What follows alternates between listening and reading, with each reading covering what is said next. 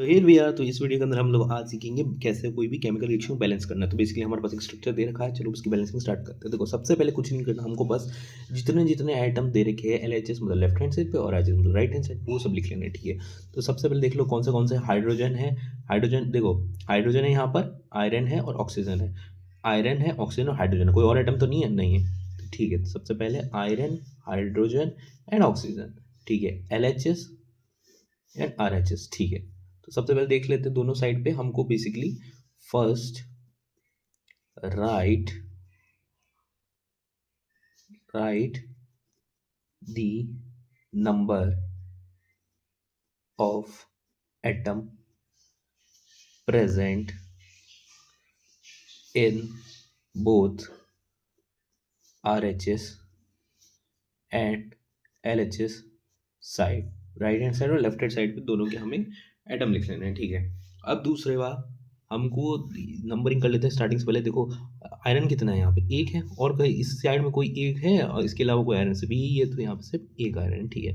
अच्छा, ये जो साइड है that is basically called reactant side and that is product side. आमतौर पे हमारे सिलेबस के अकॉर्डिंग 10th लेवल पे basically we can say reactant and product side atoms, count product और रिएक्टेंट साइड एटम फर्स्ट, ठीक है। तो सबसे पहले यहाँ पर देख लेते हैं हमारे सिलेबस के अकॉर्डिंग, यहाँ से ही LHS से ही प्रोडक्ट दिए, रिएक्टेंट दिए जाते हैं और यहाँ पर राइट हैंड साइड पे ही प्रोडक्ट दिए जाते हैं, ठीक है। तो आयरन यहाँ पे एक है, यहाँ पे कितना आयरन है, यहाँ पे 3 आयरन है। यहाँ पर हाइड्रोजन 2 है, यहाँ पे भी 2 है, दो दो हो गए। यहाँ पे आयरन 3 है, यहाँ पे आयरन 1 है और यहाँ पे ऑक्सीजन 1 है, यहाँ पर ऑक्सीजन 4 है। तो 1 और 4, ठीक है। अब बैलेंसिंग स्टार्ट कर लेते हैं। तो सबसे पहले balance the atom which is in max number in reaction में जो सबसे ज़्यादा नंबर में, पहले उसे बैलेंस करो। सबसे ज़्यादा नंबर में कौन सा आइटम है, देखो एक बार, ऑक्सीजन। ऑक्सीजन के 4 है, तो सबसे पहले ऑक्सीजन को बैलेंस करते, ठीक है। ऑक्सीजन, LHS, RH, ठीक है। तो यहाँ पर कितना है, एक है और यहाँ पे 4 है। तो 4 1 को किससे मल्टीप्लाई करो कि 4 1 को 4 से मल्टीप्लाई करो, ठीक है। तो बेसिकली अच्छा, जब हम कोई भी रिएक्शन लिख रहे हैं ना या कोई भी प्रोडक्ट फॉर्म करेंगे, किसी से मल्टीप्लाई करेंगे, तो ऐसा नहीं होगा जैसे मान लो कि मैंने अगर कहा कि यार Fe3O4 है और उसको मैं 4 से मल्टीप्लाई करता हूँ, तो ये 4 से मल्टीप्लाई करके यहाँ पे 16 हो जाएगा, ऐसा नहीं होगा। ये पूरा पूरा कंपाउंड 4 से मल्टीप्लाई, क्योंकि इसका एक प्रॉपर कंपोजिशन होता है जिसके थ्रू ये कंपाउंड फॉर्म किया है, ठीक है। तो उसके लिए हमें यहाँ पर इस कंपाउंड का सेम रखना है, बस के आगे मल्टीप्लाई करते हैं, उससे इसकी संख्या ज़्यादा हो जाएगी, बट मेन कंपोजिशन में कोई फर्क नहीं आएगा, ठीक है। तो यहाँ पे 4 से मल्टीप्लाई किया तो हमारे पास फिर क्या रिएक्शन बची है, Fe plus H2O that gives Fe3O4 और H2O। यहाँ पर क्या आ गया, 4 4 4 यहाँ पर, ठीक है। यहाँ पर 4 लगेगा, ऑक्सीजन यहाँ पे कम है ना, 4 से मल्टीप्लाई होता है, यहाँ पे 4 लग गया, ठीक है। अब उसके बाद आगे बढ़ते हैं। तो अब यहाँ पे फिर से एक बार स्टेट लिख लेते हैं, कौन सा आयरन टाइम, कौन सा कितनी कॉन्सेंट्रेशन में आयरन हुआ, हाइड्रोजन और ऑक्सीजन हुआ। LHS साइड में आयरन कितना है, आयरन एक ही है अभी, यहाँ पर 3 है। हाइड्रोजन कितना है, यहाँ पर 8 हो गया, देखो 4 मल्टीप्लाई 2 8 हो गया ना। हाँ, यहाँ पे 4 4 4 हो गया और यहाँ पे 4 है ऑलरेडी। और यहाँ पर हाइड्रोजन कितना है, प्लस यहाँ पर हाइड्रोजन 2 है, तो यहाँ पे अभी भी 2 हाइड्रोजन बचा, ठीक है। अब हमें नेक्स्ट सब जो आइटम को बैलेंस करना है वो देखते हैं, ठीक है। आयरन को बैलेंस करते हैं, आयरन को बैलेंस करते हैं। तो यहाँ पर देखो आयरन यहाँ पे एक है, तो यहाँ पे 3 है, इसको फिर हम लोग मल्टीप्लाई करते हैं 3 से, ठीक है। तो ये हो गया F3 plus 4H2O gives Fe3O4 plus H2। फिर एक बार लिख लेते हैं LHS और RHS, iron, hydrogen, oxygen, LHS and RHS, ठीक है।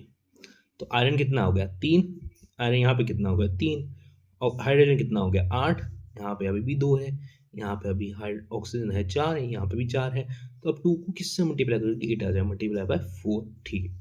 तो अब जो नई रिएक्शन बचेगी that is Fe plus 4H2O that gives Fe3O4 plus, यहाँ से कितनी मिला है, 4 से, तो 4H2।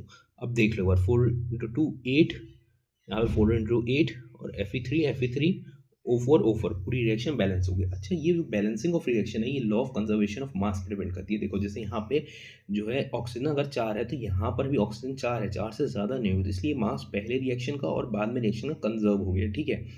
अब इसके अलावा हम लोगों को बताया गया है एनसीईआरटी के अंदर कि कभी कभार क्या होता है ना कि जो इसके स्टेट्स है, जैसे कि ये आयरन जो ये सॉलिड में होता है तो ये एस से रिप्रेजेंट होता है, ठीक है।